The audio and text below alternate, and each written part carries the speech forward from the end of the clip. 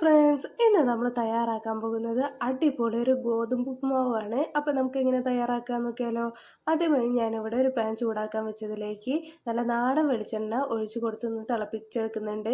ഇതിലേക്ക് നമുക്ക് കടുക് വറുക്കാനായിട്ട് ആദ്യമായി കടുകും ശേഷം നമ്മൾ കടുകൊന്ന് പൊട്ടി വരുമ്പോൾ ഒരു അര സ്പൂണോളം ഉഴുന്ന് പരിപ്പും കൂടി ഇട്ടിട്ട് ഉഴുന്ന് പരിപ്പ് ഒരു ലൈറ്റ് യെല്ലോ കളറാകുമ്പോൾ തന്നെ വറ്റൽമുളക് 2 കീറിയതും അതുപോലെ തന്നെ കുറച്ച് കറിവേപ്പില ഇട്ടിട്ട് ഒന്ന് നമുക്ക് താളിച്ചെടുക്കാം കേട്ടോ.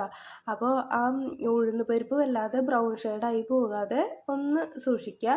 അതിന് ശേഷം നമുക്ക് ഒരു കഷ്ണം ഇഞ്ചി, ഒരു മീഡിയം സൈസ് കഷ്ണം ഇഞ്ചി സ്ക്വയറായിട്ട് അരിഞ്ഞതും അതുപോലെ തന്നെ ഇതിലേക്ക് ആവശ്യമായിട്ടുള്ള പച്ചമുളകും ഞാനിവിടെ ഏകദേശം ഒരു 3 പച്ചമുളക് എടുത്തിട്ടുണ്ട്. അതും കൂടി ഇട്ടിട്ട് നല്ലപോലെ ഒന്ന് വഴറ്റി കൊടുക്കുന്നുണ്ട്. ശേഷം നമ്മൾ ഇതിലേക്ക് സവോളയാണ്, അത്യാവശ്യം വലുപ്പത്തിൽ അരിഞ്ഞ സവോളകൾ തന്നെയാണ് കേട്ടോ. ഒരു 1.5 സവോള എടുത്തിട്ടുണ്ട്. അതും കൂടി ഇട്ടിട്ട് ലൈറ്റായിട്ട് നമുക്ക് ഇതിനൊന്ന് വാട്ടിയെടുക്കാം, വല്ലാതെ ബ്രൗൺ ഷെയ്ഡായി പോകണ്ട. ഇനി ഇതിലേക്ക് നമുക്ക് അടുത്തതായി ചേർത്ത് കൊടുക്കാനുള്ളത് ക്യാരറ്റാണ്. ക്യാരറ്റ് ഇതുപോലെ തന്നെ ചെറിയ സ്ക്വയർ കഷ്ണങ്ങളായിട്ടാണ് എടുത്തിരിക്കുന്നത്. അതുകൂടി ഇതിലേക്ക് ചേർത്ത് കൊടുത്തിട്ട് ലൈറ്റായിട്ട് നമുക്കൊന്ന് ഇതിനൊന്ന് വേവിച്ചെടുക്കാം.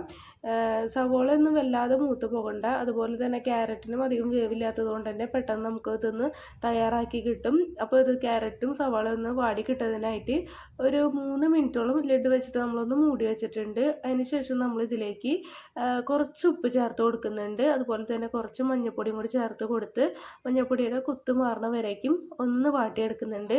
ശേഷം നമ്മൾ ഗോതമ്പ് നേരത്തെ തന്നെ നമ്മൾ കുക്കറിൽ വേവിച്ചെടുത്തതാണ്. കുക്കറിൽ വേവിച്ചെടുക്കുമ്പോൾ ഒരു ഗ്ലാസ് ഗോതമ്പിൻ്റെ നുറുക്കിന് 1.5 ഗ്ലാസ് വെള്ളം എന്ന റേഷ്യോയിൽ എടുത്തിട്ട് ആവശ്യത്തിന് ഉപ്പും കൂടി ചേർത്ത് 2 വിസിലടിച്ചിട്ട് നമ്മൾ പിന്നെ എയർ പോണ വരേക്കും ഒന്ന് വെയിറ്റ് ചെയ്ത് എടുത്ത് കഴിഞ്ഞിട്ടുണ്ടെങ്കിൽ നമ്മുടെ ഗോതമ്പ് നുറുക്ക് നല്ല അടിപൊളിയായിട്ട് ഒന്നിനോടൊന്നും ഒട്ടാത്ത രീതിയിൽ നല്ല പെർഫെക്റ്റ് ആയിട്ട് തന്നെ വെന്ത് കിട്ടും.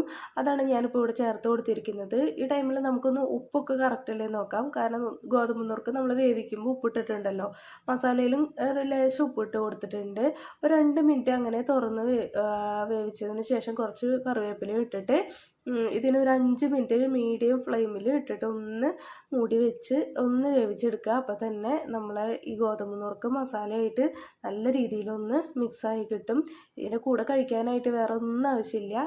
അപ്പോൾ എല്ലാവരും ഒന്ന് ട്രൈ ചെയ്തോ.